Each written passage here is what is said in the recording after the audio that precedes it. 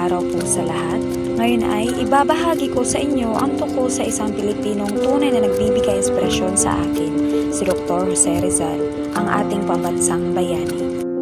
Ipinanganak siya noong Hunyo 19, 1861 sa Calamba, Laguna. Si Rizal ay isang doktor, manunulat at makabayan na lumalaban para sa kalayaan ng ating bansa sa mapayapang paraan. Si Dr. Rizal ay kilala sa kanyang mga nobelang Noli Me Tangere at El Filibusterismo. Pinakita ng mga akdang ito ang pang-aabuso at kawalang katarungan ng mga Kastila. Dahil dito, nagising ang damdaming makabayan ng mga Pilipino.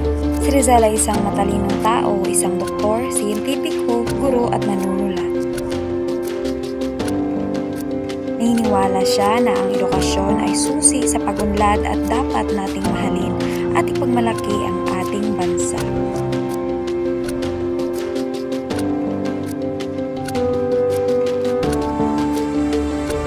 Si Dr. Jose Rizal ay inspirasyon ko dahil sa kanyang pagmamahal sa bayan at tapang na ipaglaban ang tama. Tinuturuan niya tayo ng maglingkod sa ating bansa sa simpleng pamamaraan sa pamamagitan ng pag-aaral, kabutihan at disiplina. Bilang isang estudyante, gusto kong tularan si Rizal, maging masipag, responsable at makabayan.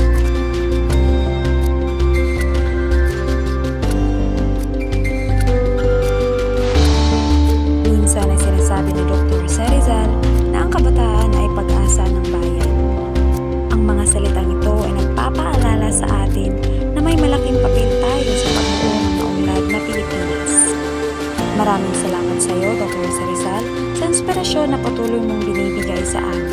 Joanna Paula ay Maraasin from BTLED.